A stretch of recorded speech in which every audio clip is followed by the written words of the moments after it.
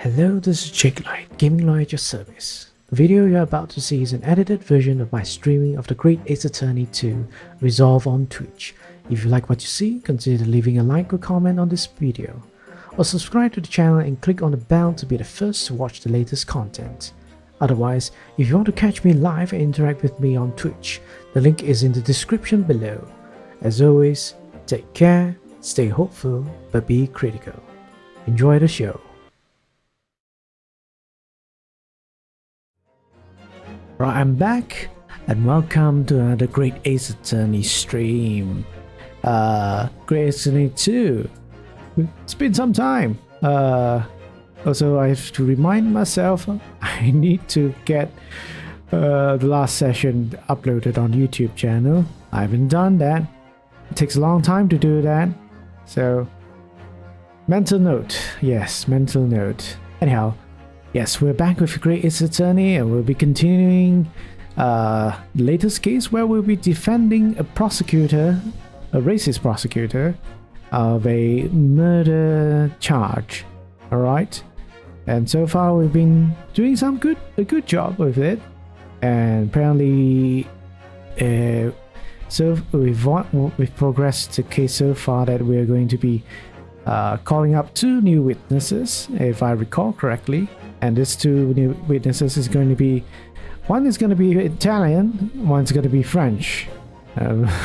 Yes, I'll be doing some sort of Italian and French accent. Alright, we'll see how that goes. Let's continue. Okay.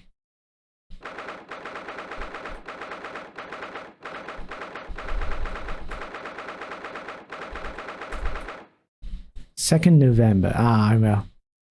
Well, if I continue doing this last week, probably won't be 2nd November. But anyhow, 2nd November, 12:33 p.m. The Old Bailey Defendant's Antechamber. Oh no, Cockney accent. Oh, there you are, Odo. What kept you, my dear fellow? Hello, Mr. Sholmes. Gina. You sure about what you saying there? At the boss, actually died the day before. It's pretty hard to swallow. Yes, I was shocked by the revelation too, Gina. As was I. Possibly more shocked than both of you. It's not a competition, Mr. Sholmes. I was more shocked than all of you put together. This is the autopsy report in question, is it? Yes, it's strange that there's no time of death noted. I suppose there's a simple explanation, or perhaps it was a deliberate omission. Oh dear, it was deliberate. Hey, Waltz! Hey, long time no see. I'm doing good. How are you? Well, let me do a shout out. I'm pretty sure I know how to do a shout out. Okay. How's it going? Good. Been raining non-stoply. Yeah. When I came back, it was raining as well. That's why it took 2 hours for me to get back home. It's like because the entire journey throughout the drive was like everywhere was raining. Whether it's a bit heavy or it's not heavy, it's raining. Even back home, it was raining. Because today it's kind of shy. It's kind of sunny. Hopefully it's not too bad. I like rain. Not saying anything, but too much rain still not good. Yeah, rainy season props and fever season. So take care. Oh no, Waltz. That's like kind of like a what you call light cursing, cursing people to get fever. But yes, take good care during this time because it's easy to get sick. Yeah, rain here equals internet lagging. Oh yeah, I know what you mean. Whenever it rains, internet becomes unstable for some reason. So as well as everything. But for me, it's more like not the internet. It's more like if it rains, if it's really heavily, and the thing I'm afraid is lightnings. The lightnings won't just affect the internet; it will affect the entire electricity of the house. And yeah, that's not good. Hey, Abby has that nice animated email. We can connect with each other. Nice. But yes, pro streamer. Yes, I'm a pro streamer. So we're playing Grey's Anatomy, and we're gonna be doing more voice acting. Let's see how my voice acting has been. Has it deteriorated? Probably, most likely, it has deteriorated. But we'll get back to it. We'll get back to it. Right? Oh dear, if it was deliberate, it puts me in my mind of the last case we worked on, Dr. Sith. I know. Anyway, it seems that on the day before Lord Van Zix discovered his body, Inspector Gregson was investigating the Red Hat League, so perhaps something happened with them. Come to think of it, you had trouble with those League men too, didn't you? League men this nuts? No, it doesn't work. Doesn't work. Mr. Sholmes, you were taken by their trick. No. Naturally, I wasn't taken in, as you put it. My sleuth hound interest was merely piqued slightly by the rare scent of a weekly £4 income. And that scent masked in the underlying scent of deception, I suppose. The two criminals in question are the pair we saw being arrested yesterday, aren't they? In Mr. Sholmes' suite, I mean. That's right, Suze. And it was me what took him in. Thanks to a tip-off by a good law-abiding citizen. Indeed, yours truly. So it's going to be that pair in the witness stand next, is it? Something doesn't quite make sense to me, though. The day before Inspector Gregson was found, you hadn't had trouble with the Red-Headed League yet, had you? Why would the inspector have been investigating them? Well, the likely explanation would be that Gregson's own sleuth hound interest was piqued by the rare scent of a weekly £4 income. Don't tie him with this... Man. Cockney, don't tie him with the same brush as you, Sholmes. Yes, well... And there's the whole issue of Inspector Gregson being investigated by Lord Van Zix for some reason. The Reaper, the Red-Headed League, Inspector Gregson, Lord Van Zix, and Kazuma. I feel as though he knew we'd arrive at this point somehow. Gosh, I think you're right. What's he really trying to achieve here today? All the answers will soon be revealed. Observe the time, my dear fellow. This recess will be over very shortly. Yes, you're right. Kazuma was determined that he should be the one to prosecute this trial, and he was determined that I should take the defense. Just what is it that he's hoping to make me see, I wonder? I get the feeling we're a long way from the end of this trial yet. Yeah, Watts, if you're still here, I went on a trip to Bangkok. Okay, not an euphemism, nothing like that, but literally a place called Bangkok, okay? Was pretty nice. Are you ready then, Mr. Sato? Yes.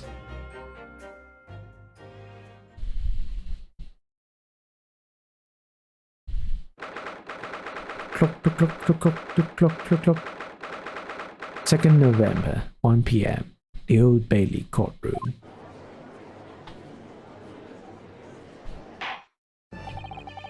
Oh, Judge, it's been some time. In the name of Her Majesty, the Queen, I hereby declare this court to be in session again. We resume the closed court hearing of Baron Barock von Zix, here present, who stands accused of murder. Now then, Prosecutor Asogi. My lord. Have you summoned the witnesses as requested? Yes, the two members of the Red-Headed League who planned and carried out the deception. They arrived not long ago from the local prison by police carriage. Very good. Bailiff, usher the two men into the courtroom. Oh, yes, the Italian eating the pasta. These two men are currently being held by the police on suspicion of attempted extortion. You may omit your occupations, but state your names now for the court. I am Fabian de Rossier, a descendant of the great de Rossier family from Nice, en France. And my name is Peppino de Rossi. Is he young? Is he old? I can't tell. Okay. This character literally is trying to be Mario, is he? I am the third son of the great family de Rossi, the landowners from Napoli. The two men first became acquainted at a boarding school for European nobility. Those who graduate from Temsic are the future leaders of Europe. But do you have any idea how boring it is to be born with noble blood? Alors, I make it my mission to get the better of the world by employing the little gray cells of my brain. Oh boy. That's exactly how French pronounce it. That is all I'm trying to do. So, that's the only reason for this whole grand deception you've been carrying out. Oui, you could say that. Not the bad, eh? He has the great ideas but the petty plans. This strange combination is the charm of a hilarious brothers. See, capo? Listen to me, Peppino. I'm sorry, French. Listen to me, Peppino. I have two things to say to you. Che, are you about to tell me one of your grand anecdotes? Evviva! Firstly, I want you to stop. Oh man, I want you to stop calling me this capo. And secondly, we are not the hilarious brothers. This is serious business. Chapello, there it is. The capo's trump card. The furrow brow. It is deep, capo. The furrow and the meaning of your words. The court has been led to believe that under the banner of the Red-Headed League, you have conspired to swindle money from unsuspecting members of the public. Is this true? Oui, c'est ça. C'est ça. It is. Okay. It is that. C'est ça, right? And what exactly was the nature of this deception by which you planned to defraud? Alors, I will explain it. No, capo, leave it to me. As you see, we both have the vivid red hair, no? At school, we were teased for this without pity. The capo here, he was many times behind the schoolhouse, crying like a Trevi fountain. We Those dogs! One day they will respect us redheads! Every night he would bury his head in his bed.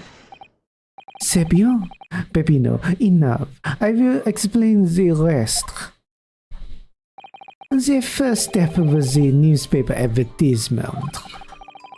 About 1 week before the plan was put into operation, we listed the same notice in every paper in London.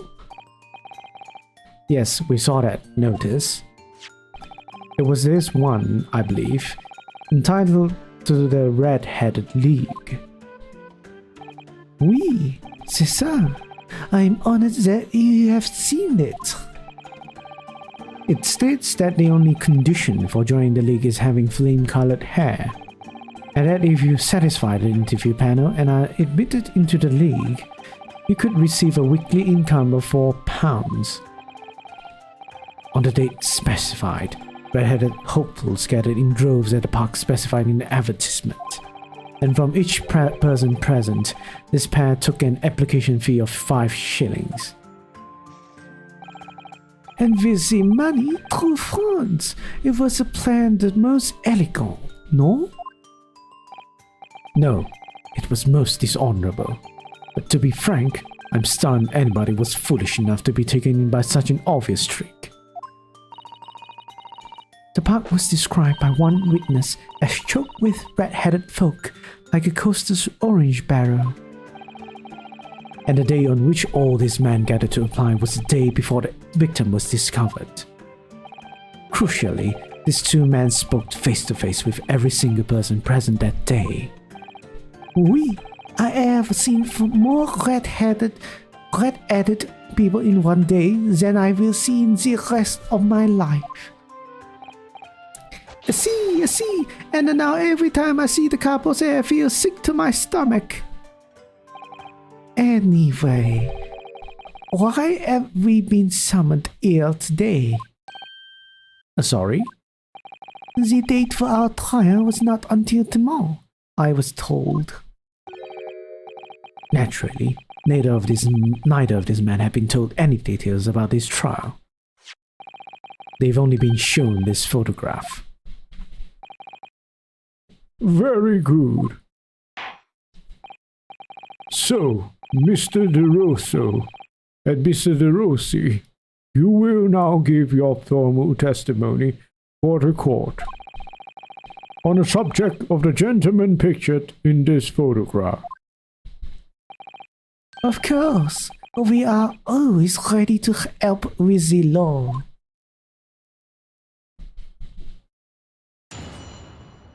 Okay. Was my French good? Italian good? No? Okay. We had more than 1,000 red-headed people assembled in the park on Lime Street that day. But I don't recall the man in this photograph. A couple?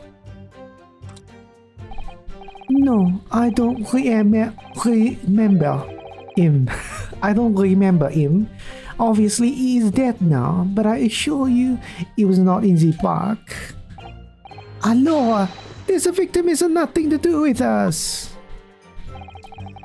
You have a lot to answer for, Peppino. You have a lot to answer for, Peppino. It is your fault that we got caught in the first place.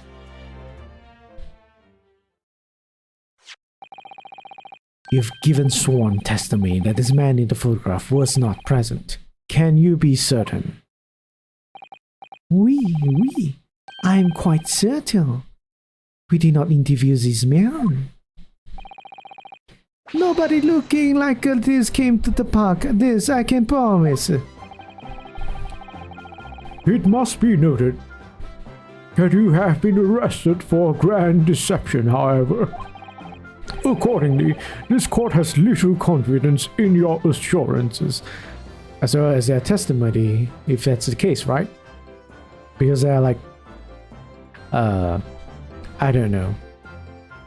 Based on what they did, which hasn't been proven yet, because they they're going to trial, meaning to say they have pleaded not guilty.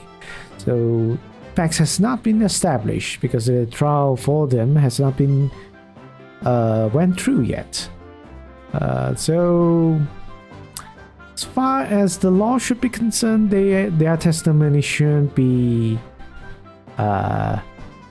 questioned. Their credibility shouldn't be questioned in what is the truth and what is not the truth.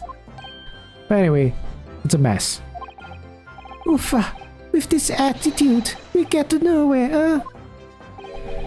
He's really sulking now. Okay. This confidential document was obtained directly from Scotland Yard.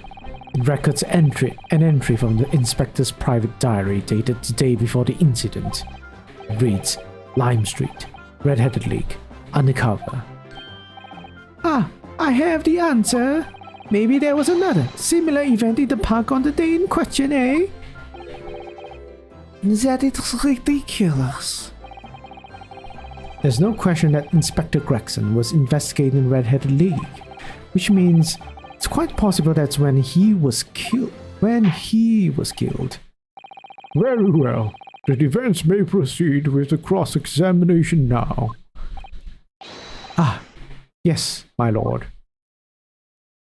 But killed by who? By these people? I feel like no. Alright.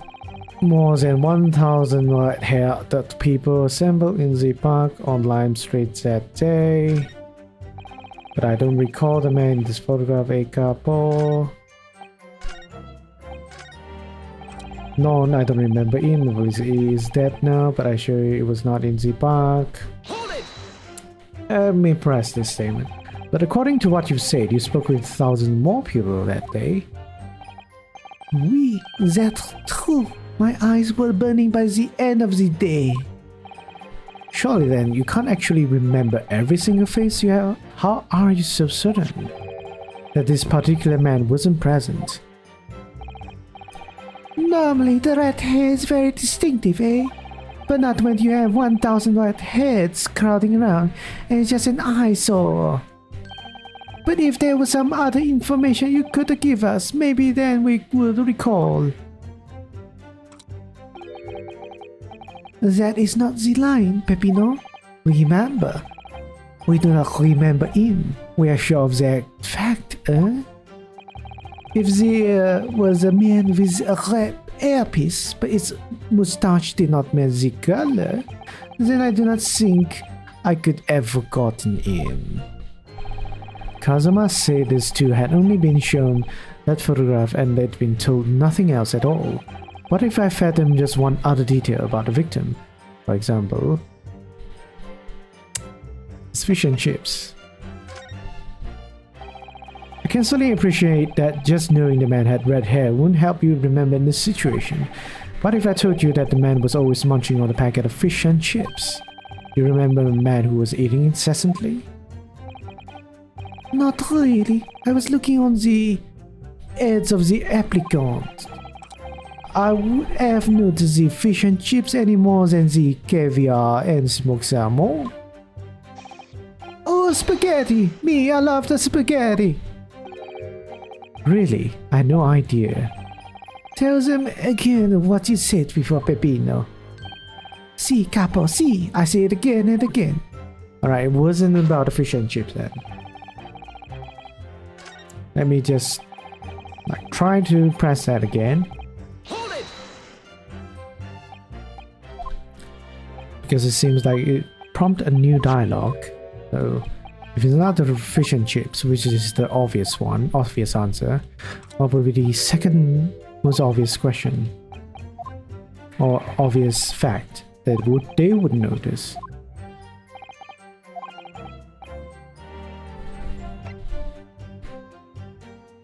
What if I fed them just one more detail about a victim? His profession. I can certainly appreciate that just knowing the man had red hair wouldn't help you remember the situation, but if I told you the man in the red hair piece was actually a detective. The man in the photograph of detective? Yes. would appear he found your notice to that paper suspicious and decided to investigate incognito. Oh, sorry, but this changes nothing. Oh, Excuse me. something to add, Mr. De Rossi? De Rossi? See, I'm always adding something, parmesan, olive oil, the pepper. What I mean is, did you not agree with your friend's last remark by any chance? Eh? What did you just say about the detective? Yes, that. Keep your mouth shut, Peppino. You have said enough already. But why, couple? What is the problem? There was a man who said, I am an inspector from Scotland Yard. What? Good lord. Order, order, order. Explain this vote facing your testimony. Witness. It's simple. A man who was at the park. There was no such man. But hey, what are you saying, couple? Have you forgotten, eh? I have forgotten nothing. Nothing, nobody like this came to the park. Basta, couple, basta. You beat me at many things, but not two. The memory and the meals. Like I said, when it's time to eat the pasta, no one is faster. But you are inferior to me in every other way. So shut up. Okay. Why are we slamming tables now? Troda. Too late. The damage is done. Yay! Duolingo is helping me read this really basic French words. Indeed it is, sir. Oui, there was a man who came to the park and he said he was an inspector from Scotland Yard.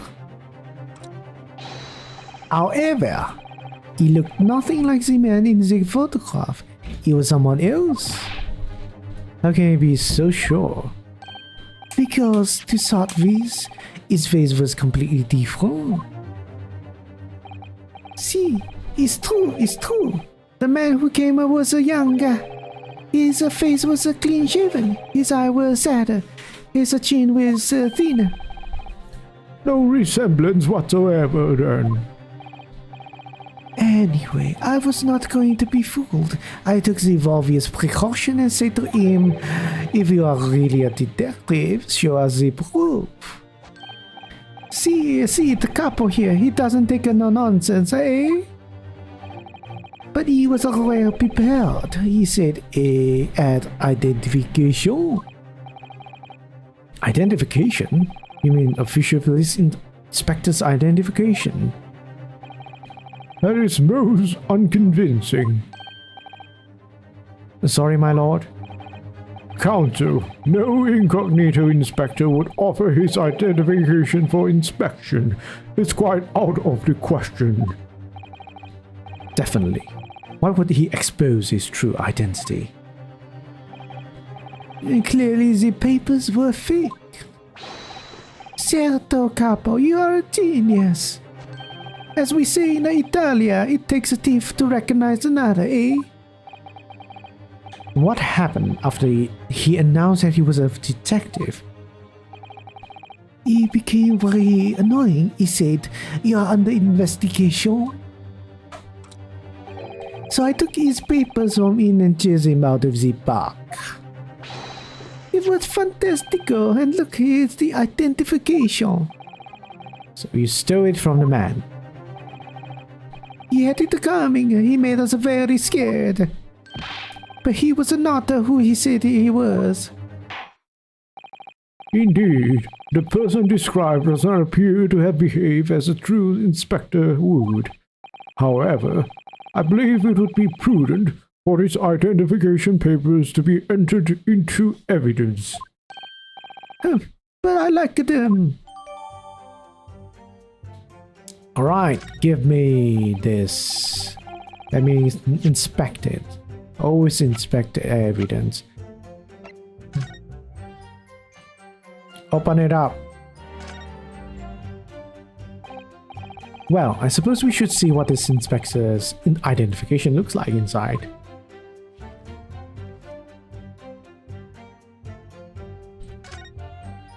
Can't read. Yes, it definitely looks fake, doesn't it? Out of interest, what name is given?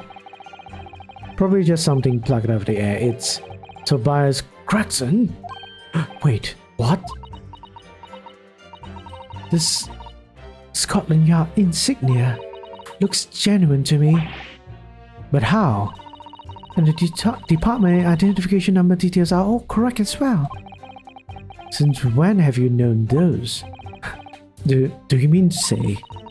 I know it seems incredible, but yes, I think this is a genuine identification book issued by Scotland Yard. But that's unbelievable. This is the real thing after all. Right. Apparently this is the real thing. Okay, so nothing else of anything we need to really talk about? Okay then. So someone stole the detective's identification papers? Now let us return to the witness testimony.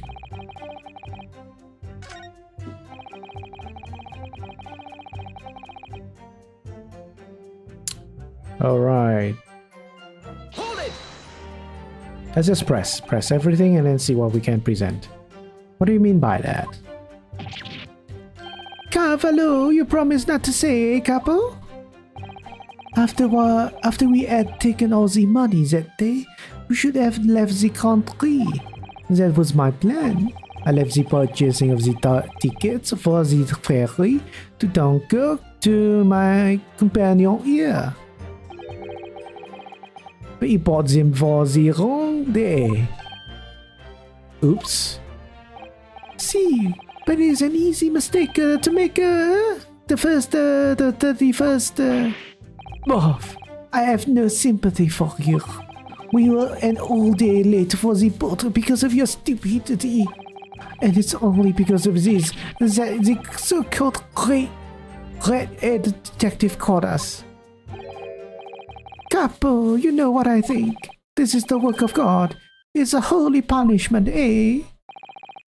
Peppino, was the last time. This is not only punishment. This is only your fault. Don't blame God. Don't blame. How do I do this? Don't blame.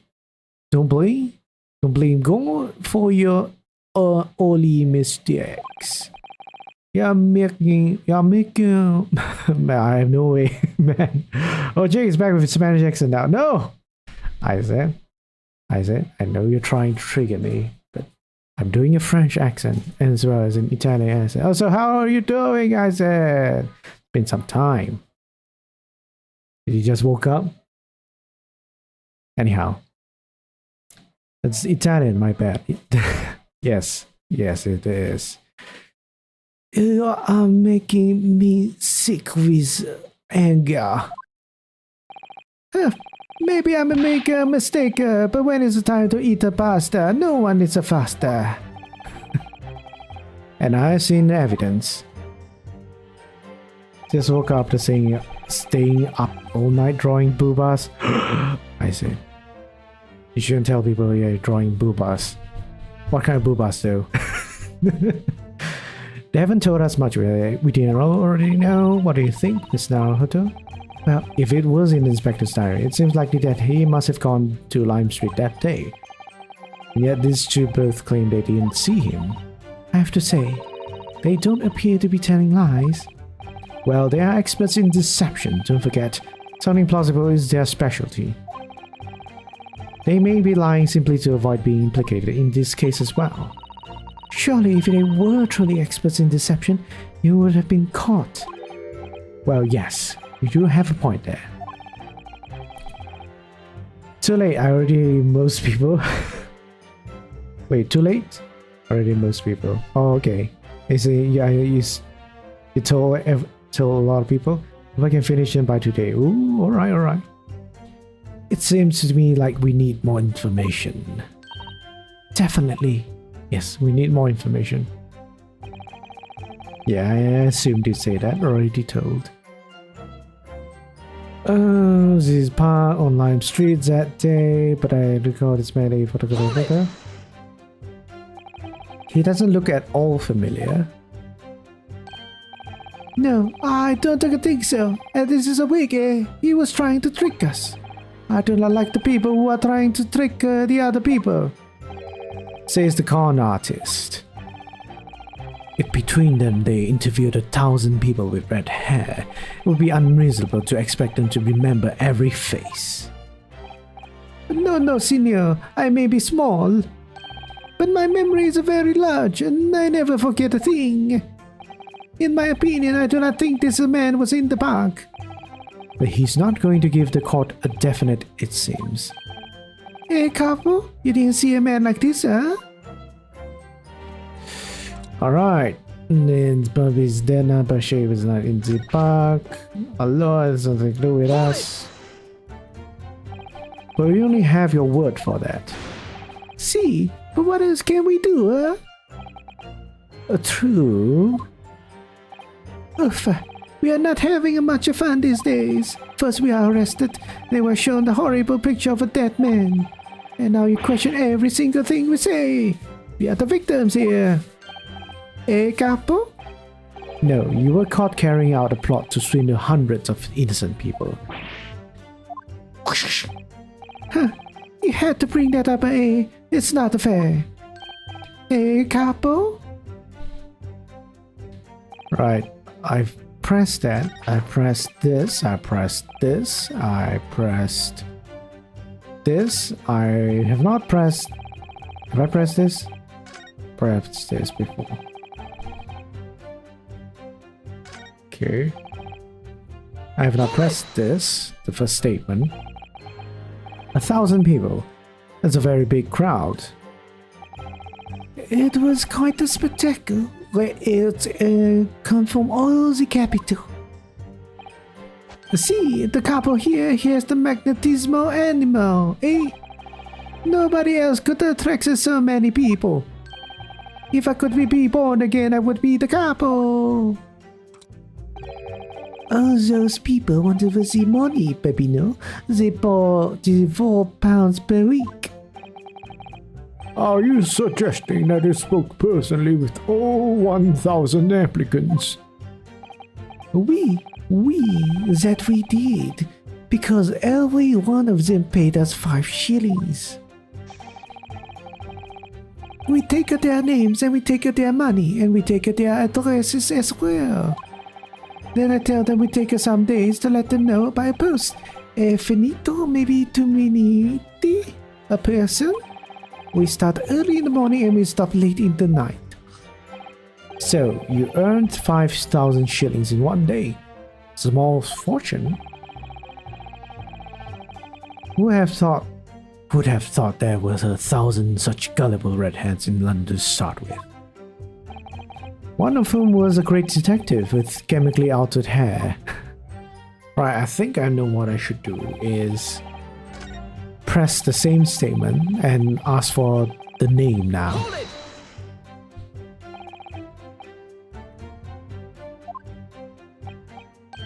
Okay.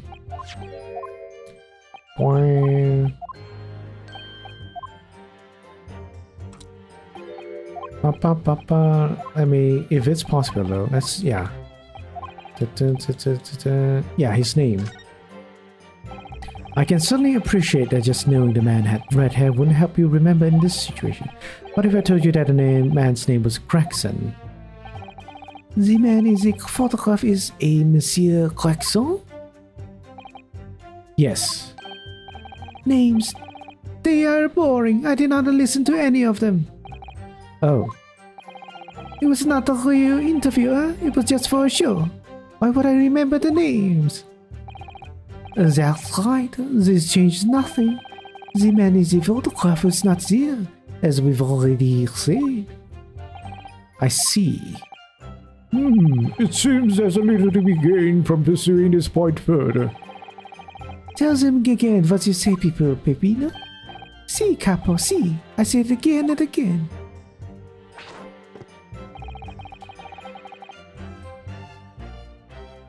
I'm gonna present with this one.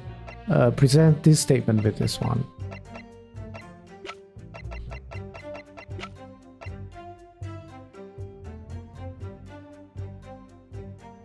Try it. I'm gonna try it. Objection! Yay, I'm correct.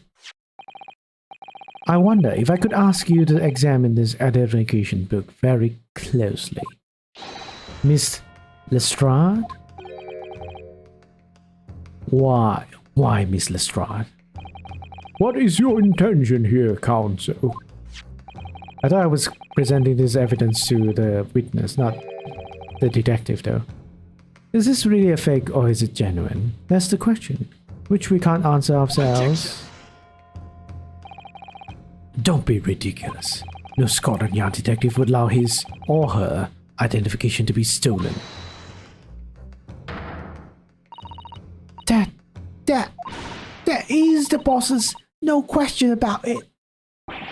It can't be.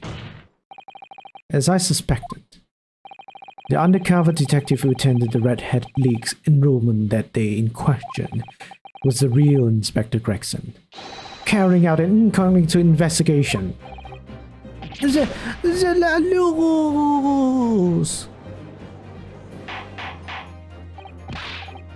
Order. But if the boss had his identification stolen, he will report it straight away. I mean, he was always on at me about it. If you lose something, report it at once, he'd say. Could it be then that the inspector was physically unable to report it? Physically, eh? What are you saying? Unable to? You're not just jesting. Yes, it's quite possible that he was killed before he had the chance to report his identification stolen. No.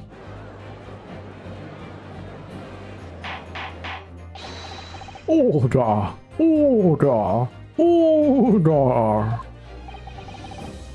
The defense posits that the victim was killed the day before his body was discovered at a different location. Do you two have anything to say about that? We Italian. I know nothing. Where in Italian? I done nothing. Where in Italian? Pull yourself together, Peppino. Mon Dieu. You can behave a little more like a master criminal than that, no? Where in Italian? I wish I had to return to Italia. Where in Italian? Stop crying, Peppino, please. Otherwise, Lume, stop your whining and start talking. Well, I believe the court will need to hear. I know nothing. Where in Italian? I done nothing. Where in Italian? But you will tell everything or face the worst possible outcome. You will dry your eyes and testify again. About this identification papers and the precise circumstances under which you came by them. Where in Italian? For crying out loud, literally.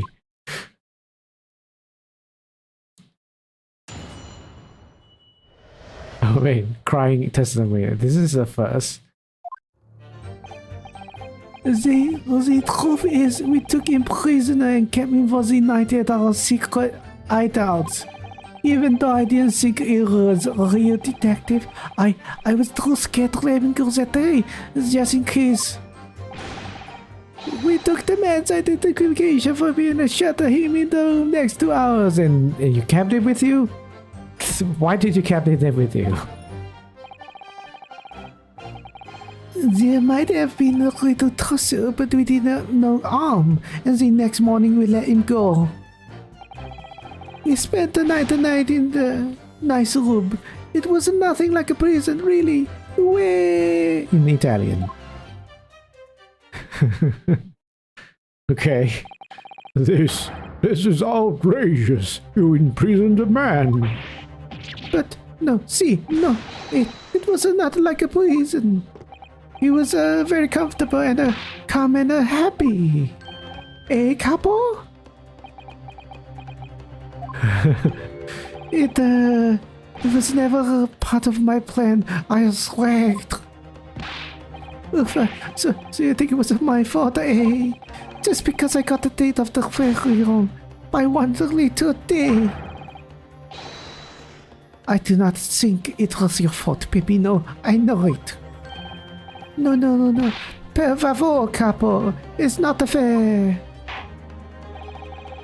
I guess Italian is sort of similar to French. You shall have plenty of time for squabbling back at the prison, gentlemen. Oof, I don't believe this. How could he have been a real detective? Counsel for the defense, proceed with the cross-examination. So on the day before the incident, Gregson spent the night confined in this pair's hideout. Whose hideout? Where was the hideout? Why hideout?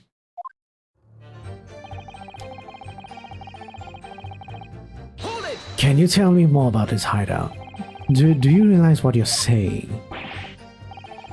You have to believe me, I never intended for that to happen, and I'm sure the detective did not intend it either. Do you think? But there was nothing else I could do. See, nothing else. It was the first crime for the capo. He was at the end of his wits. I have told you before, Peppino, that is not the way to describe a criminal mastermind. What about this hideout of yours? An old empty house behind the park on Lime Street. We rented the place for 2 days. It was inspired by the capo here. An impulsive idea, I would say. No, not impulsive. Inspired, capo? What am I supposed to say to that, Peppino? It was in the house described that you confined Inspector Gregson, was it? Oui. But you have to remember, I was under the impression that he was a pretender, not a real inspector. That doesn't quite add up, though. If you didn't think the man was a real inspector, there would have been no reason to take him prisoner, would there? No, you're right, but we can't be completely certain.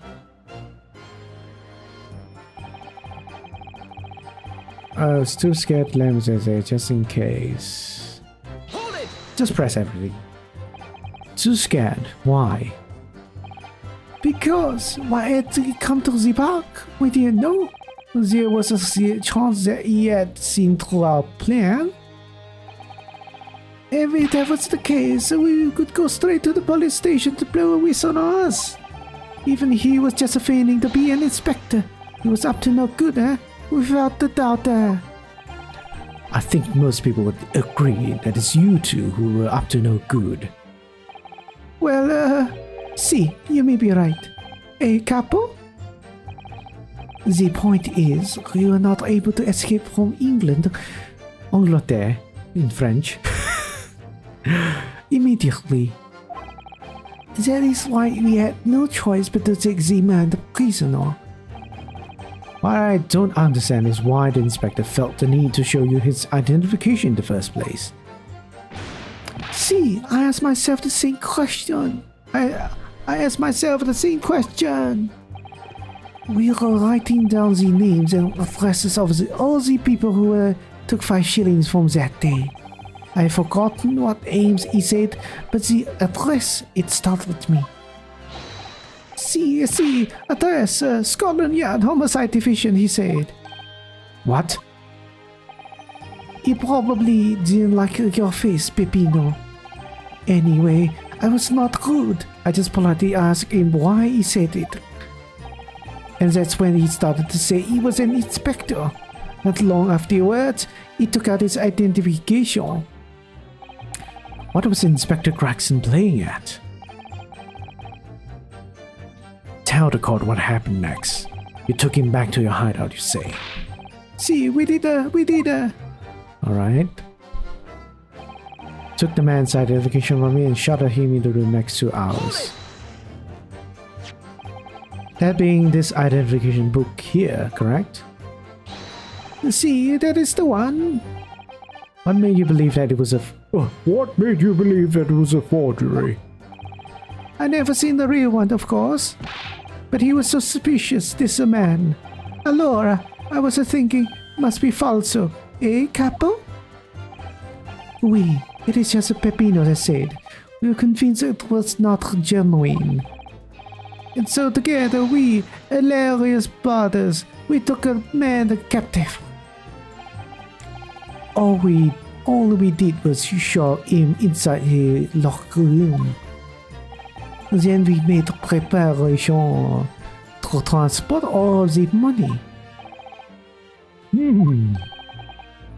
In for a penny, in for a pound. There might be no little tussle, but we did him no harm. Okay, let's press this. What do you mean by a little tussle exactly? Oh, boff. It was nothing. Just a minor incident. The false inspector, he was a real piece of the work, eh, capo? What happened? Oof, it was a disaster. We gave him a nice room, and what does he do, huh? In the middle of the night, he tries to escape through the ventilator. Can you blame him? Which is bien sûr? Good on good? Bien sûr. And we caught him again. Can you blame us? Wait, you didn't? Shoot the man in your haste, did you? That's it. What do you think we are? Of course not. I simply caught hold of him again and took him back to the room. Excuse me? Aha. Mr. De Rossi, is something wrong? Hey, me! Something Mr. De Rosso just said seemed to make you, seemed to make you act even more strangely than usual? What was that all about? Carvalho, at times like that, you don't want to have the cab after you, believe me. And I speak from a personal experience. Okay. Personal experience? That is enough, Peppino. There is no need to say more. The truth is, the night before we put the red-handed league ban into action, I was scared. It was not fair to the couple, but I tried to run away. It's a shame you didn't manage it. But the couple here, he came after me like a turbine, eh? And he dragged me back to the house, kicking and screaming. I still have the bruises to prove it, eh, capo? Bruises, you say? You wanna see? You wanna see my fantastic bruises? That's enough now, Peppino. No one wants to look at any part of you. What to do, I show you, or I don't. I show you, or I don't. You do. Now. Strip. Strip. Allora, if everybody wants to see it, then I'll do it. The neck. Echo, you see. It's still very visible, eh? That red ring around your neck? You got that when you were dragged back to the house? See, the couple, sometimes he's a very I said that's enough. Peppino's neck is nothing to do with what we are talking about here. You have my word. Yes. What is your opinion, Council? About this red ring about Mr. De Rossi's neck? I wonder. Does it matter? It's important. Mr. De Rossi, I'm going to have to ask you to amend your testimony with details about that mark on your neck. Hey, couple, you see, everyone is interested in what I say, huh? Very well. You will amend your testimony as requested, Mr. De Rossi. See, you really wanted to know.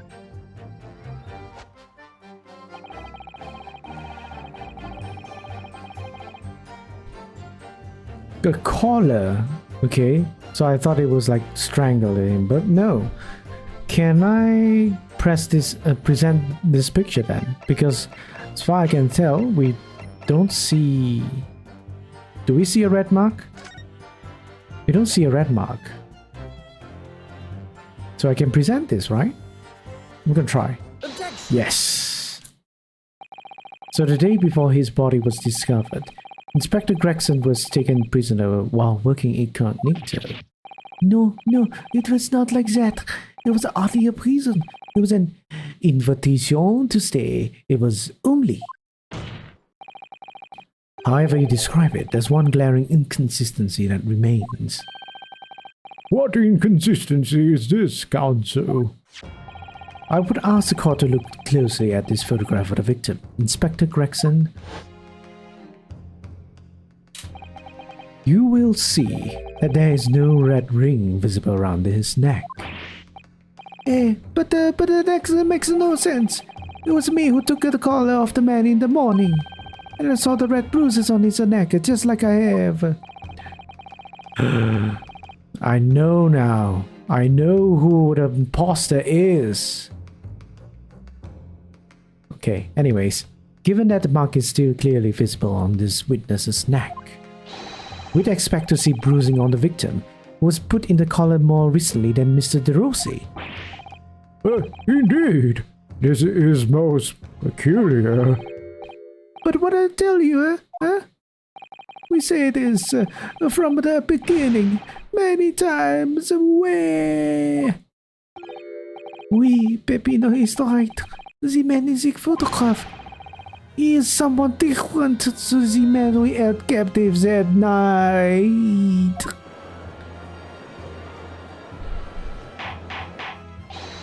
Order! Order! Order! It would appear then that on the day before the incident, the man who visited the park on Lime Street posing as an incognito inspector was not Inspector Gregson at all. Objection. Why are we objecting?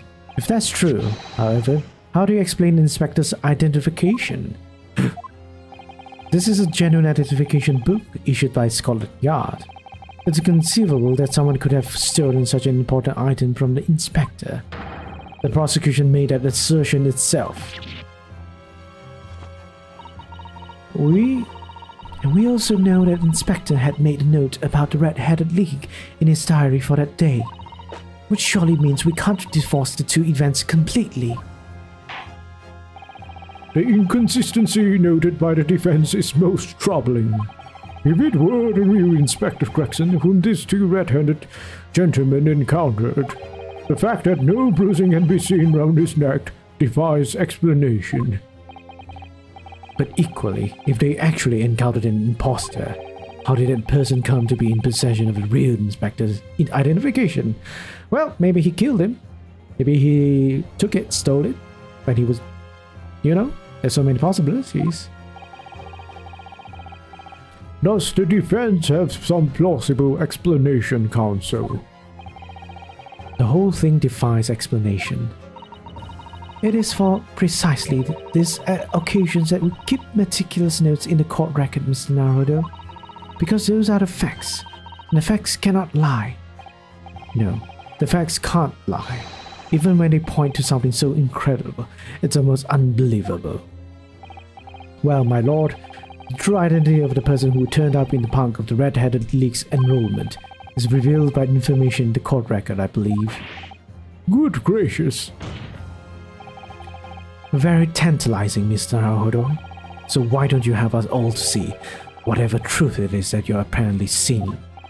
Who exactly was this inspector that appeared before Mr. DeRusso and Mr. DeRussi? An imposter.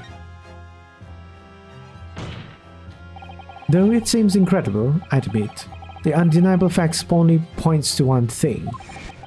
Since no bruising can be seen on the victim's neck, the person who this true red-headed man took prisoner that day cannot have been Inspector Gregson.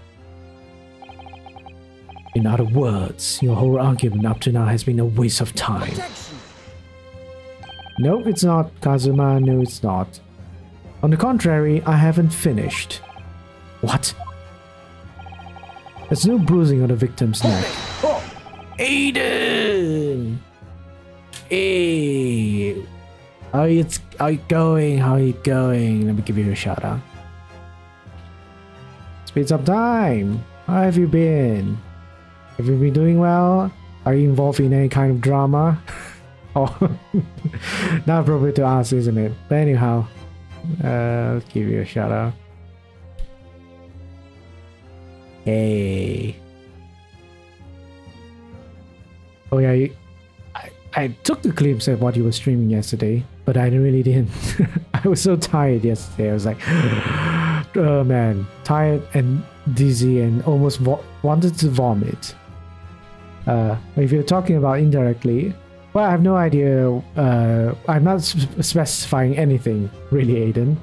But if you want to share anything, feel free to do so. But if you don't want, it's okay. We'll talk about it in private. I don't know. Worries. Make sure to take some time rest if you're tired. No, I'm pretty rested, but quite literally, slept for about 10 hours like that. Once I came back home yesterday, and then I went to Bangkok, the capital city. Well, I have to clarify that every time when I say that I have to clarify. I went to the capital city of Thailand, Bangkok. For now, I'll keep it behind closed curtain, but I will disclose all the details in the near future. Oh, I see. Okay. No problem. So yeah, I'll chat with you. Maybe later tonight I'll stream a bit more, but we'll see. I have so many things to do. I'm not sure. Maybe I'll take this week easy. Then I'll like plan for things for next week. But yeah, we'll see. Anyhow, let's continue.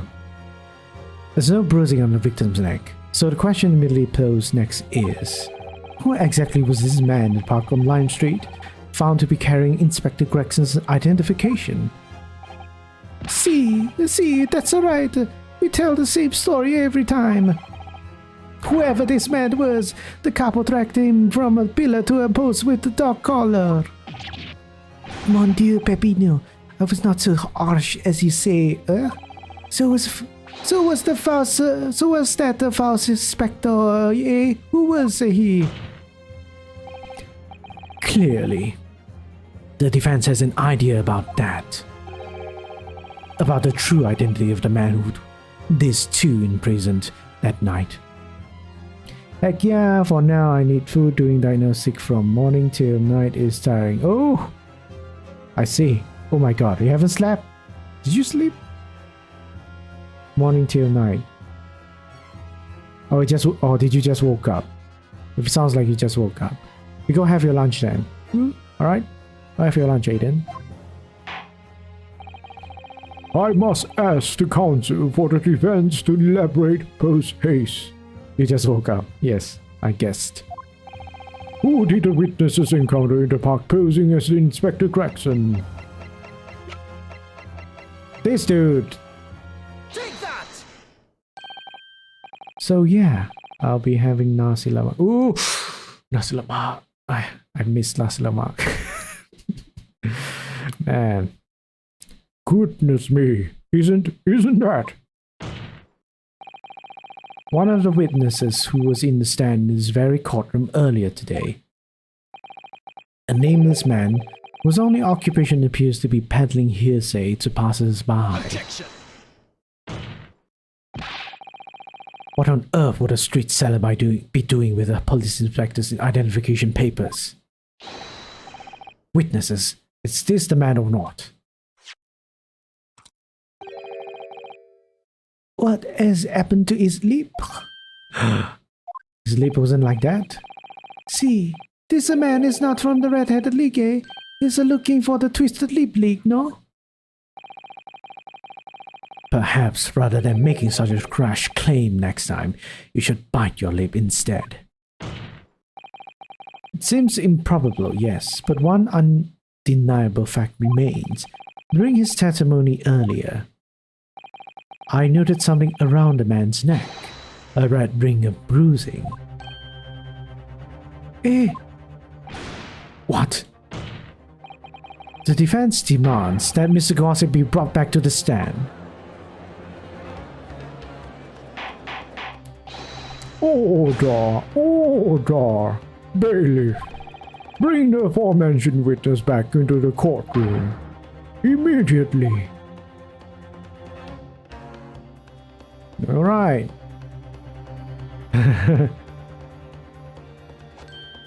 They like to show their neck, apparently. Well, I never. An undeniable ring of bruising indeed. And identical to that of the witness beside him. Now, what's going on here, eh? I've always had this It's a birthmark, isn't it? A birthmark, you say? I assume the reason you've been called to the stand has been explained to you. Something about an inspector again. But I'm telling you, you've got it all wrong as usual. You're denying all knowledge of it? Well, of course I am. Are you trying to kill me with all this nonsense, eh? Well, at least you will have more stories to peddle back on Fresno Street, won't you? Now, Hydrate. oh, thank you for the hydrate. Wolfgang, hello, long time no see. How are you? You doing good?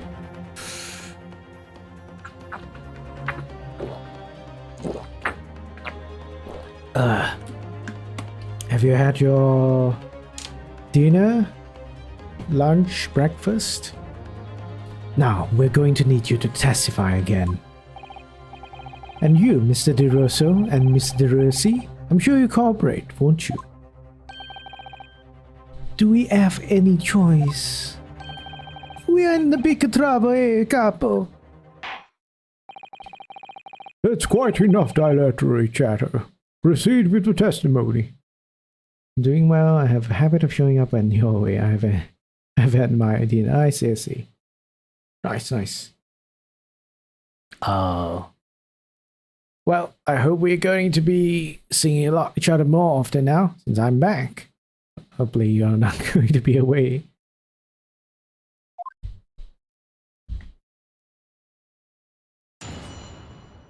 Witness testimony.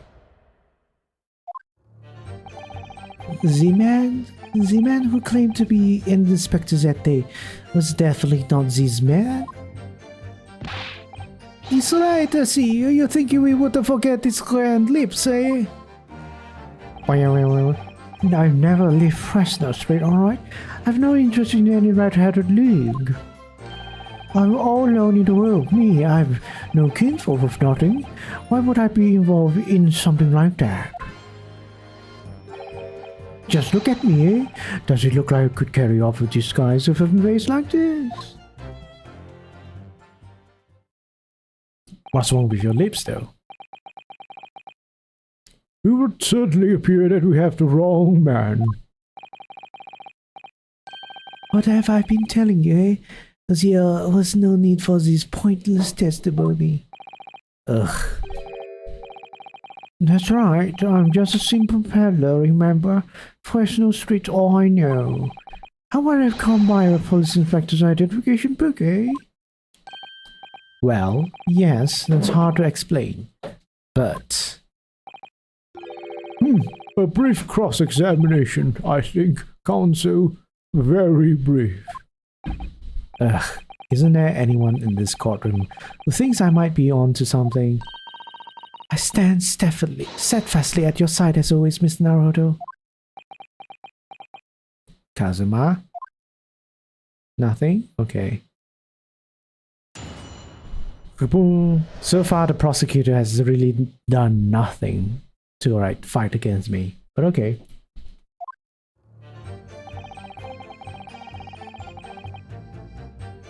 Okay, let's press this. So you say, but how can you be quite so certain? There is no need to hurt your hands and on the desk, monsieur. Surely the reason is obvious, no? Because I've never before seen lips like this. Nevertheless, there's a clear red mark around Mr. Gossip's neck. And it looks very much like that left behind on the neck of your colleague of your prized collar. Mon Dieu, with your words, it is like you try to ruin my neck. It doesn't look very much like a neck though, eh? My neck though, eh? No, this is my birthmark, lad. The biggest lips in London are neck to die for. Eh, they broke the motor and they beat me. For the first time in my life. I feel lucky to have been born with red hair.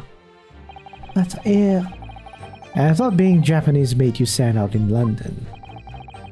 So you maintain that you've never seen this man before. Oui, c'est ça. I swear to it by the flames of my hair.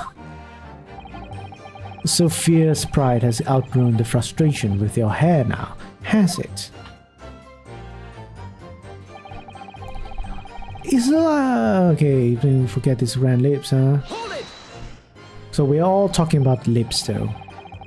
Well, yes, I don't imagine I'll forget those lips in a hurry either. That is what I'm saying. For some reason, it makes me want to eat, how did Fabian call it, an eclair. You know, I've never seen the hair as black as yours before either. Likewise, I've never seen red hair like yours until I came to Britain. See, maybe it's a national trait, eh? Maybe all the people from this man's country have a grand lips.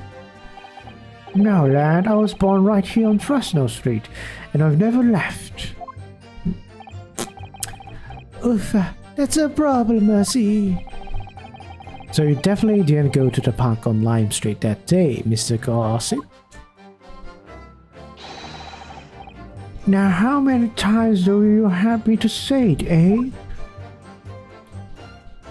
Well, no, I never leave Fresno Street, or I never reach any red-haired league. So you'd heard of the Red-Headed League, had you? You don't get a name like Gossip now for nothing, eh? It's my business to know what's going on off in town. I saw that tasty pipit at the fair few redheads that came past me. Just between us, I even got sandwich to cover for it.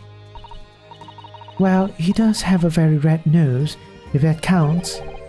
Who knows? Who knows. But as you can see, my own has not got a tint of red in it. And in any case, Fresno Street's my patch. You won't catch me sidling off to some other part of town. No sir, not likely. Excuse me.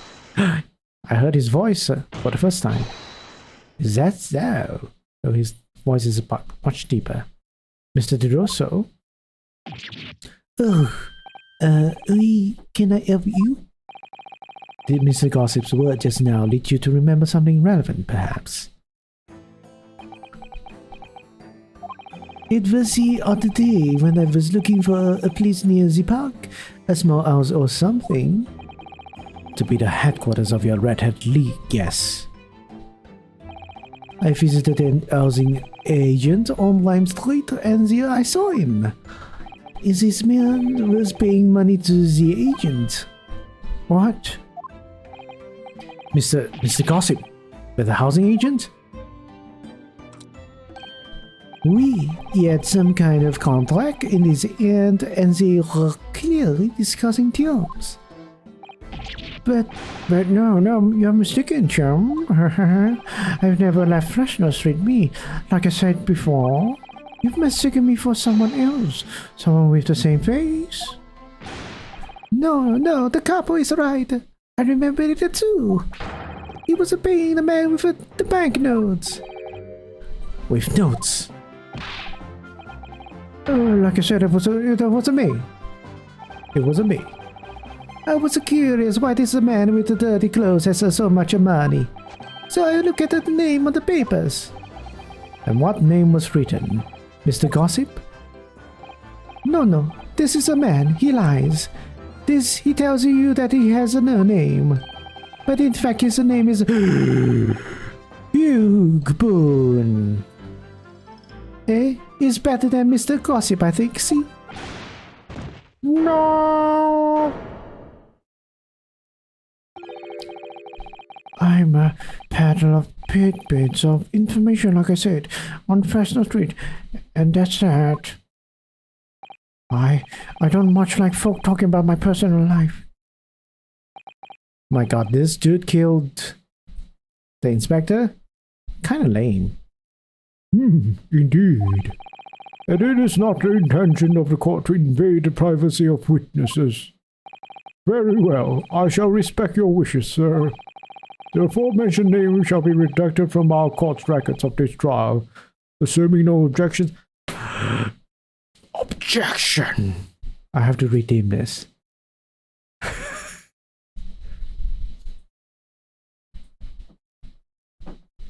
Objection! Yes.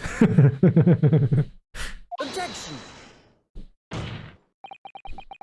I'm so sorry, my lord, but the defense does object.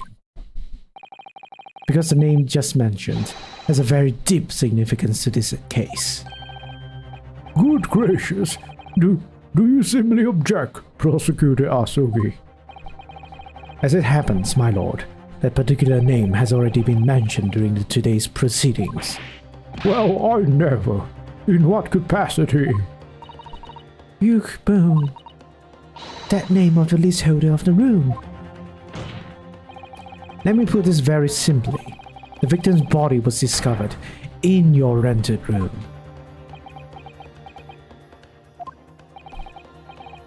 I suggest, sir, that you start talking. Well, alright. I suppose that might be the case, eh?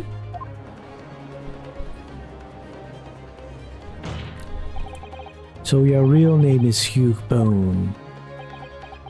His name has been changed. Well, just between us, I don't like to blow me own trumpet, but there's no finer platter of the tidbits in town. So I happen to be able to afford a grubby little room in a falling down back street town's house. You do? And once every 6 months I go and pay the rent to the agent on Lime Street. I remember now. There were 2 vulgar ads in there last time. If either of us is a vulgar, it's another me. Think again, Peppino. Think again, Peppino. Why didn't you bring this up before? It's like I told you already. I don't like talking about my personal life. I'm a tidbit peddler as far as everyone else is concerned. No fuss. You will update your testimony to include this most surprising revelation, Mr. Boone. If I must. So, the leaseholder Scotland has been looking for this since the body was discovered. Has been here under our noses all along.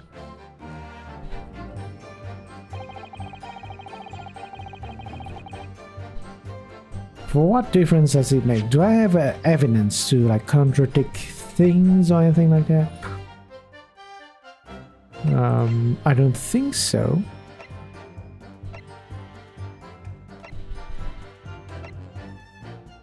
photograph of visiting her younger days was found at desk at a crime scene. Does this guy look like that guy? I don't think so. Does he look like him? No, the nose is different. Nose is definitely different. Super different. And I think crime scene, notice board. I don't think anything can be connected to this guy yet.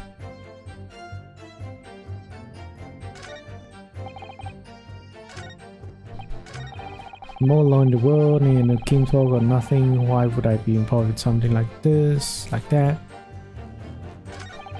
Just look at me. Does it look like I could carry off disguise with a face like this?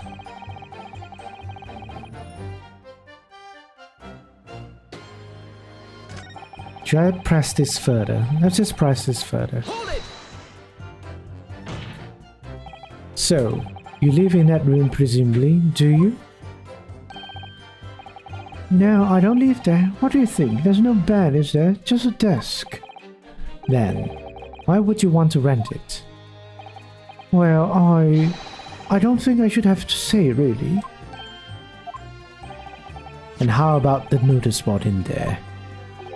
Which was covered from top to bottom in confidential documents only the police should have had access to. Ah, no, that board's not mine. The inspector must have brought it along. It's only the other bits and bobs that belong to me. The desk and the chair and that.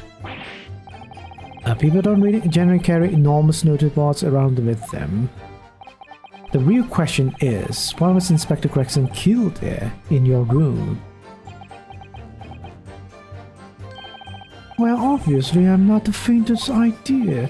I mean, it's causing me no end of bother, to be honest. Seems to me that Mr. Boone would rather as little as known about his room as possible for some reason.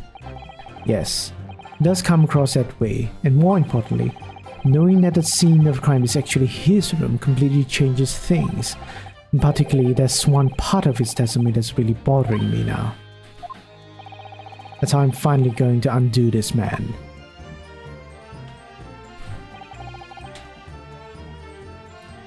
Oh yeah, this picture. I'm gonna press this picture then. Objection! You will have no kinfolk, as you put it. Then explain why is it that among the sparse furnishings we found this photograph in the room? Ah!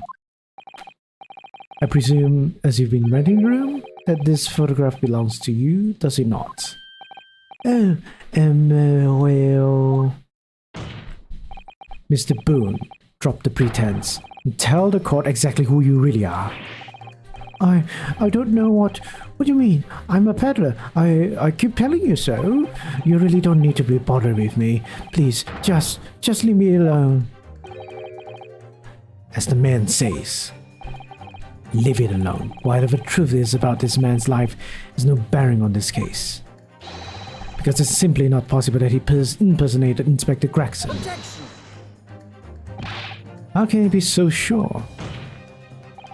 Just look at the man. No amount of disguise could ever hide those unmissable features. Objection! Unless those aren't disguises. Those are disguises as well. But what if we were to look at these the other way around? What do you mean? Yes, Counsel, what do you mean? Well, there's no denying that Mr. Boone's lip is very prominent indeed. But consider the possibility that his prominent lip itself is part of an elaborate disguise. Then hiding that prominent feature, in other words revealing his true face, would make an utterly impenetrable disguise. Wouldn't you agree, Mr. Hugh Boone?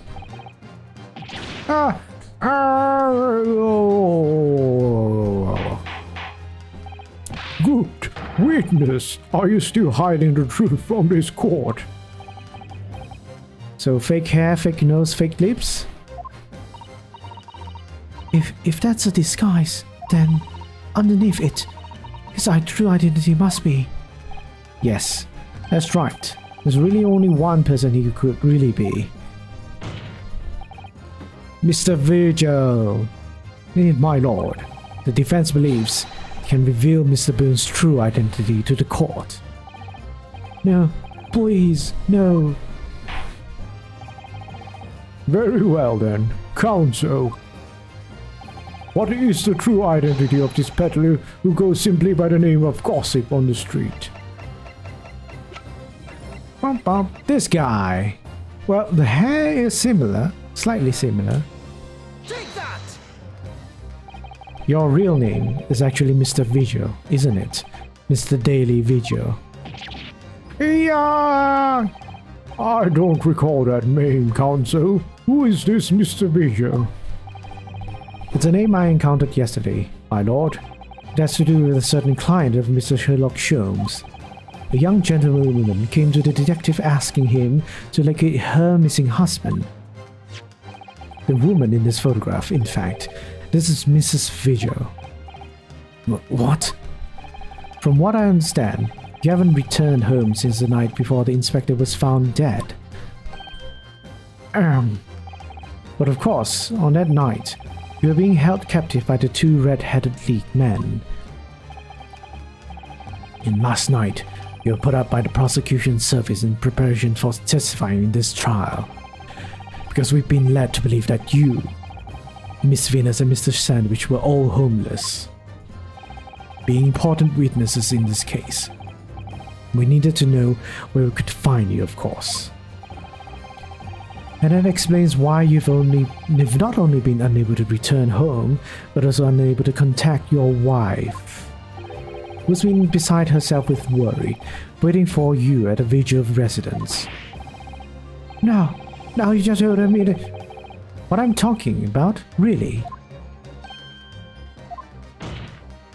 It's a simple enough matter to confirm my suspicions.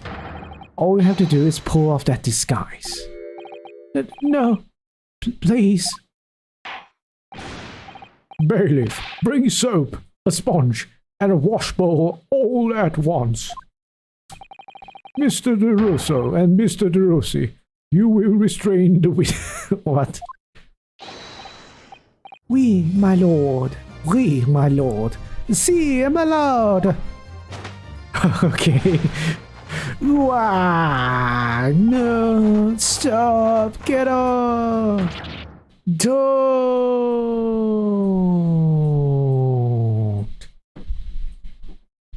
Okay.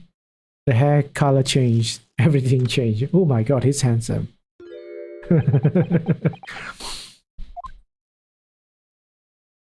And that lips fell off. So it seems like you don't even need to have any soap or anything like that. Well, we are now seeing your true features, I presume. When you change clothes, lift your head, sir, so the court can see your face.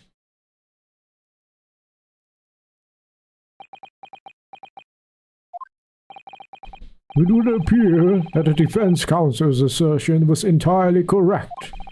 This has all been a very elaborate deception. The witnesses, tell the court, have you seen this man before? I don't believe it, but... See, there is no question. This is the inspector we saw in the park. Extraordinary. On the day of the Red-Headed League enrollment, the man claiming to be Inspector Gregson who appeared before Mr. De Rosso and Mr. De Rossi in the park was you, disguised as an inspector, or rather, was you posing as an inspector in no disguise at all.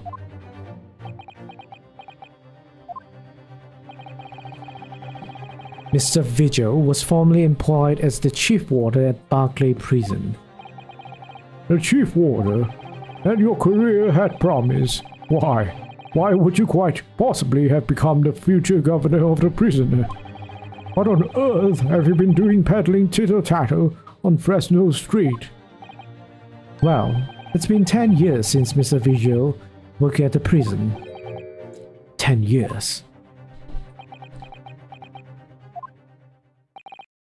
I'm really dreadfully sorry about all of this. Yes, it's true. I'm Daily Vigil.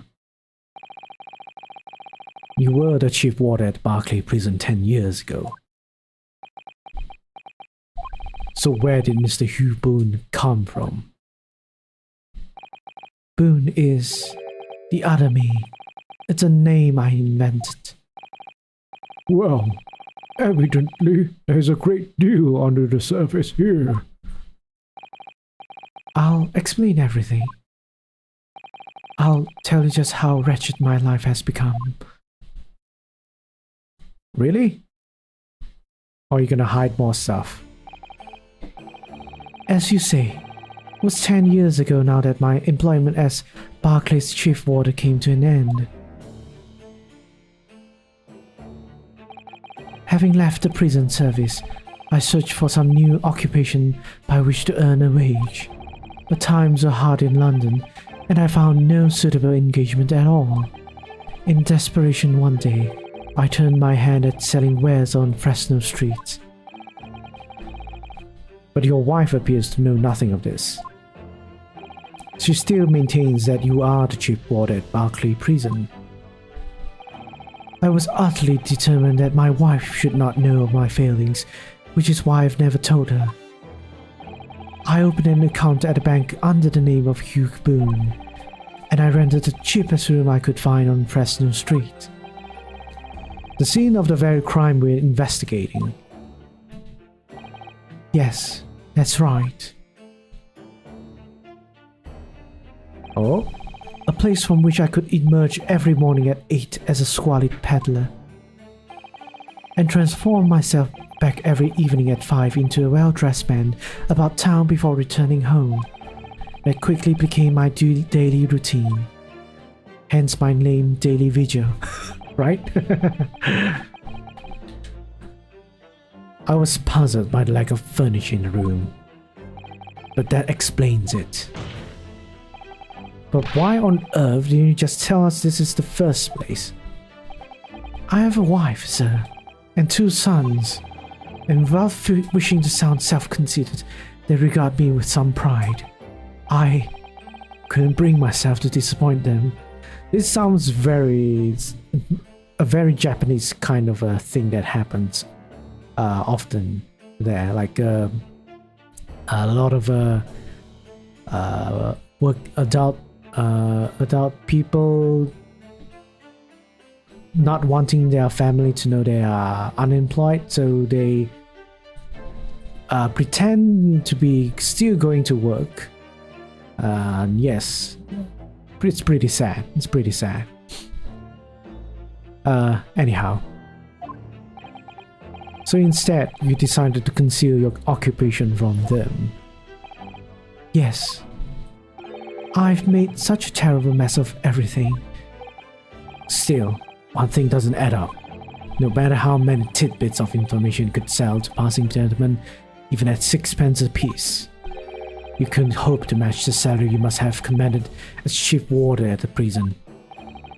Very true. To have kept your family in comfort, despite 10 years of somewhat misbegotten employment. That was all thanks to Inspector Gregson. What? Inspector Gregson? What on earth? It was some years after I invented Boone and began my odd life as a street seller. He, the inspector, that is, recognized me one day. Do you mean to say the victim was an acquaintance of yours?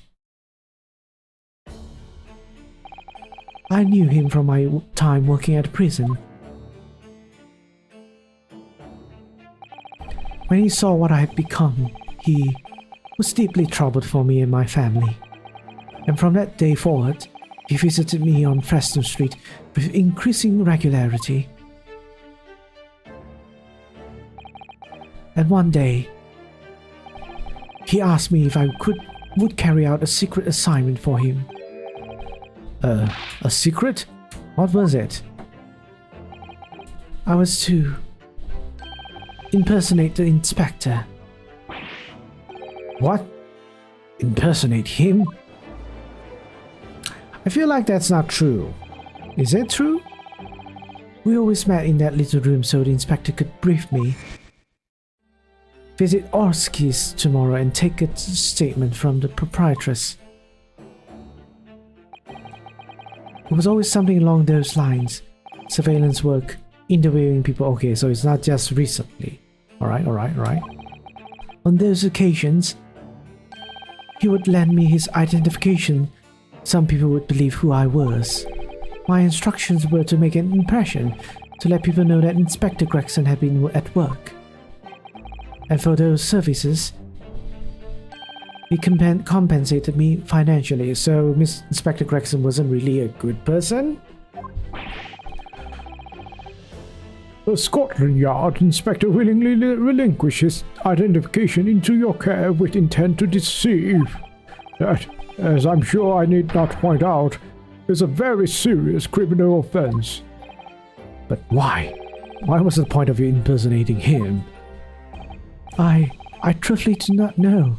All I can say is that the inspector warned me of numerous occasions. Now remember, Virgil, I need your solemn word. You don't blab about this to anyone, alright? Ever. Even if I end up a croaker.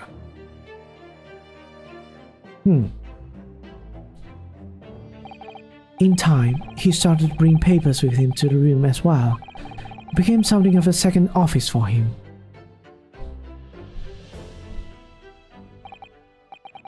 So, in fact, the person who declared himself to be Inspector Gregson at the park on Lime Street was really... Yes, it was me, acting on Inspector's orders. As usual, I removed my boon disguise, and then went as instructed to the park, armed with the Inspector's identification book. It never occurred to me that the bruise on my neck might give me away.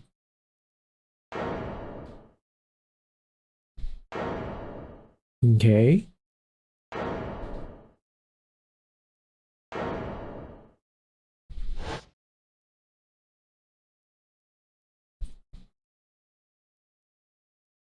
Now, why? What's happening? Well, it would seem this confession completely destroys the defense's case. Explain yourself, Prosecutor Asugi. My learned friend's assertion was as follows. The victim was killed at another location on the day before his corpse was discovered, at the hands of these two red-headed leagued men when they imprisoned the inspector. But no, that can't be. After all, it wasn't the inspector who went to the park that day, it was me. Oh goodness. Oh goodness. Finally, we have clarity. We had nothing to do with the murder of the inspector. And merci, Monsieur de la Défense, for proving it. What?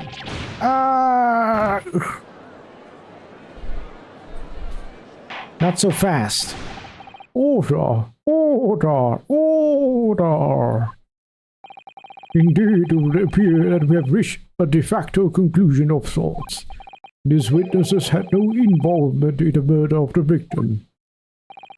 As proven, somewhat ironically, by the defense. Ugh. I hereby call an end to the cross-examination. Oh no. Hold it! Who said that?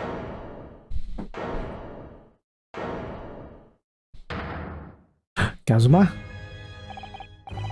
Pardon me, my lord, but with your permission, I would like to pose one further question to the witness. Kazuma?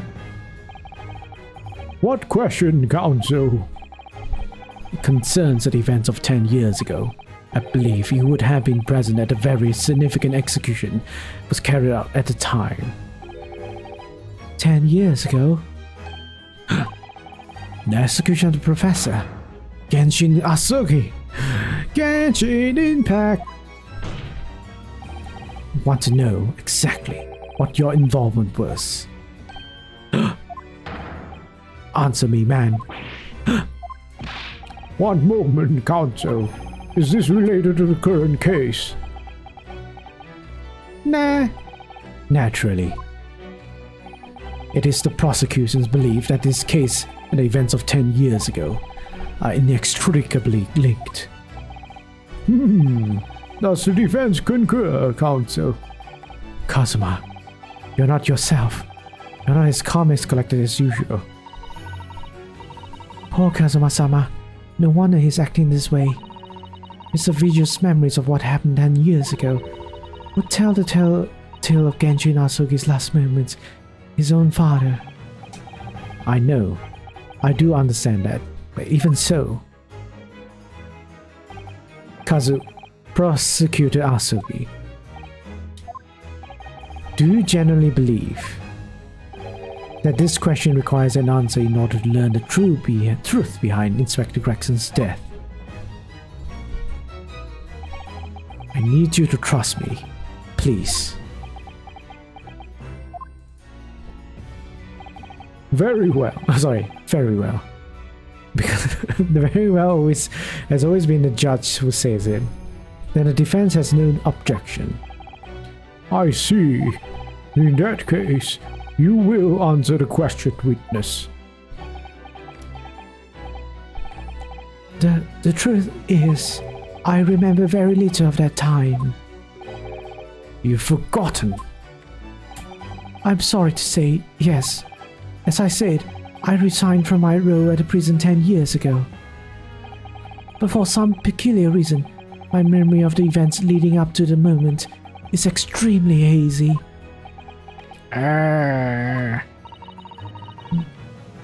Does that not strike you as strange, Miss Naruto? Sorry? Well, 10 years is a long time, but to have forgotten the reason why he left such an important job. Yes, you're right. And not only that, Mr. Vigil's claim contradicts what we already know. The human spirit is a fragile thing that's broken all too easily, which is why we have a tendency to wrap it up for protection. Sorry? The human spirit? I'm afraid I don't understand what you mean. When we experience pain and suffering that we feel unable to bear, we block it out, obliterate it from our memories, seal it away. But it never truly leaves us. If the seal is broken, the memories resurface. When they do, that fragile spirit may finally be crushed. But I really don't. Kazuma-sama. But if it must be crushed, then so be it. Because the truth will not stay buried. It's coming out one way or another. Right. Now I understand. It's clear what his intentions are. He means to expose the truth at any cost.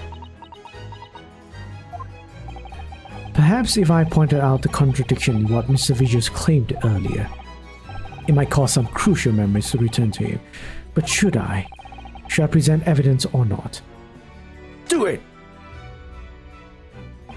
I have no idea how this is going to go, but this is a court of law, and I have a duty to pursue the truth.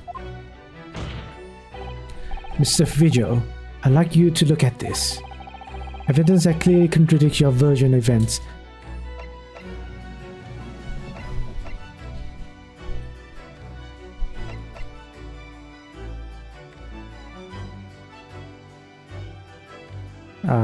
This? Take that! Just a few moments ago, you made the following statement. I resigned from my role at the prison 10 years ago. Ah, well, yes. In other words, you claim to have left the post of chief warder of your own volition. Well, yes, of course. Why? Tell me, Do you remember seeing this document before? No, no, I don't. This is a dismissal notice ordering the immediate termination of a prison staff and member's employment. A dismissal notice. And the name on the notice is yours, Mr. Vigil. What? What? It's mine. So you didn't resign from the prison service at all? For some reason, you were dismissed as chief warder from Barclay. No, there's been some mistake. I'm sure I tendered my resignation. This dismissal notice is nonsense. Isn't it? If you were forcibly dismissed, there must be a good reason. Clearly, you did something. Mr. Vigil, it's time to break the seal and have you remember.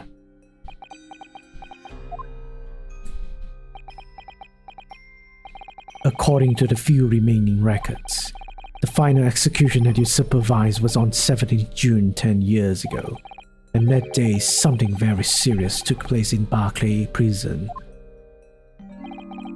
The 17th of June... Was that? The professor's execution? Professor... As you were the chief warder at the time, it stands to reason that you would have been present throughout the proceedings. It does sound familiar. Yet, the execution never took place. The convict, ostensibly executed earlier that day, later re-emerged from his grave. The convict came back to life. In the cemetery in the middle of night, there was a witness. However, the witness claims that a moment after he saw the convict clambering out of his grave, a gunshot rang out from over his shoulder, and a bullet pierced the professor's chest, killing him instantly. Those may have been the professor's actual last moments. Yes. Seeing as you were in charge of those executions at the time, you must know the truth about what really happened. It's in your head, somewhere deep down. Well, Chief Warder Daily Vigil, I know there are memories in your head that can explain what happened on 17 June 10 years ago. Now it's time for you to drag them up.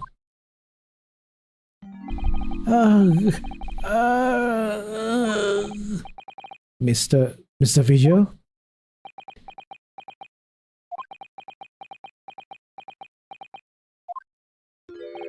Yes, the whole prison was complete chaos. The prisoner escaped. He was killed in the cemetery. The shocking news ripped through Barclay like a hurricane. What? What?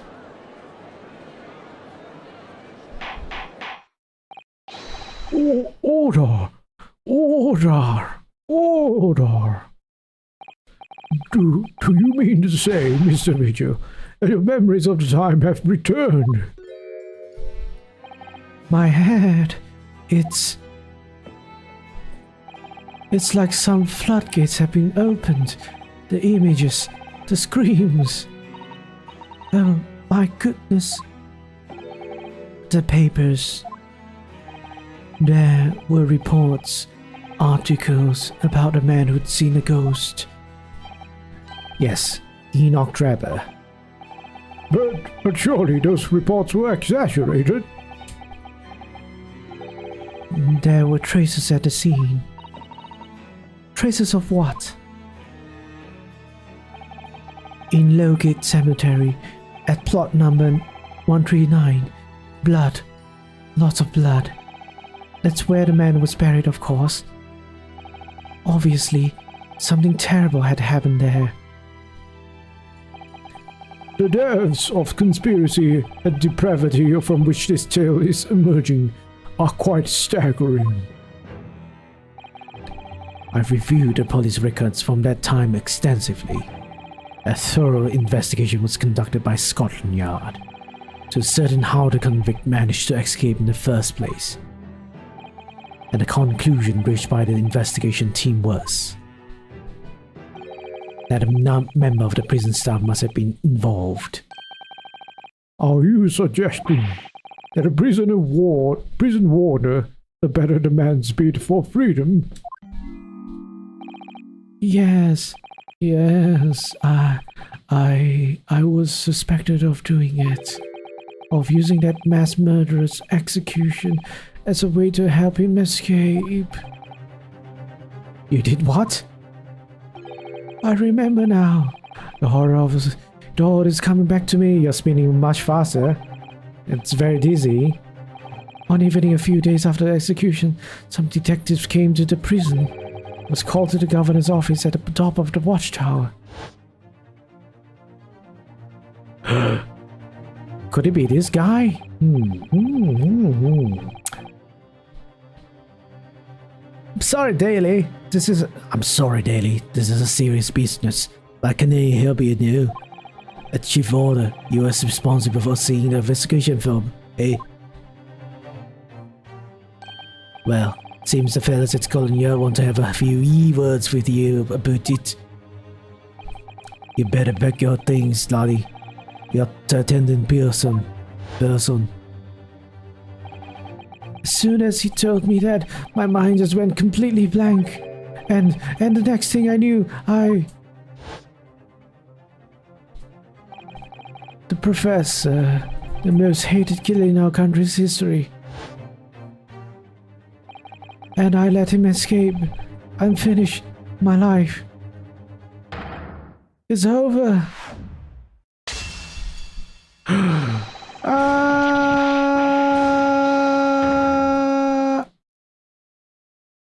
And he faints.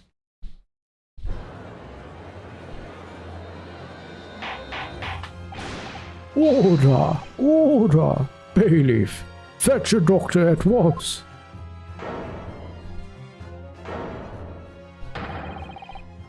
Court is adjourned for today with immediate effect. Alright. With Mr. Vigil's collapse, proceedings came to an abrupt end for the day. Once again overshadowed by the legacy of that notorious killer, appearing like a cursed ghost ship on a foggy ocean. Lord Van Zeeks, Mr. Vigil, Kazuma, and Gregson. All of them bound by invisible chains anchored to the same wreckage in the murky depths of the past. But the miraculous light that had been trying to cut through the gloom and shine on those tragic events was playing on the edges of the truth at last. To be continued. To be continued. Okay. This was pretty quick. How long have I been streaming? I don't think I've been streaming for long. But since this is to be continued, then yeah, I think I'll end it here. No, yes, no. Let me think. Quite short. Right, quite short.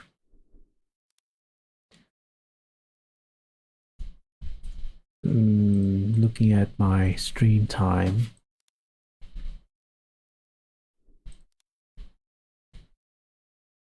What's my stream time?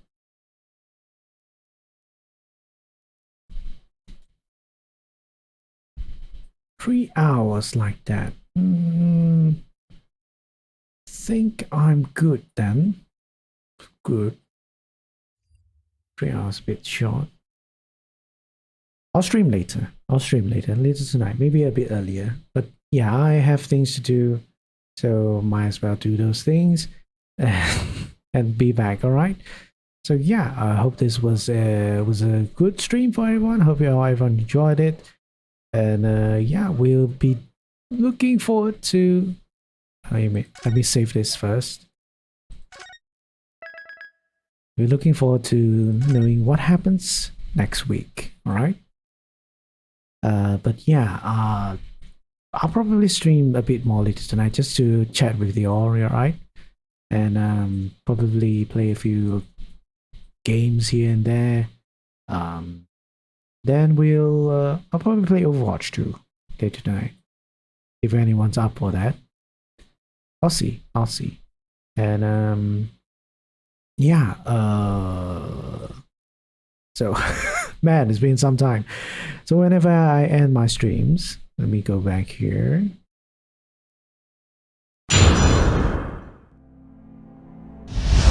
I'll be raiding someone, alright? Let's see who we can raid. Oh man, it's been some time I've seen someone else stream. Ooh, there's a lot of people. We're gonna raid someone, which is going to be Dusk. We'll raid Dusk. It's been some time. Hopefully she's still streaming for some time. Right, she hasn't streamed for long, so it's good. She's streaming Outer Worlds. If no one knows what that game is, it's something like a it's like Fallout but in space. All right. Okay. Gonna do my raid message as well. And also, yeah. So take care. Stay hopeful, but be critical. All right. Okay. I'll be seeing you all later. Bye bye.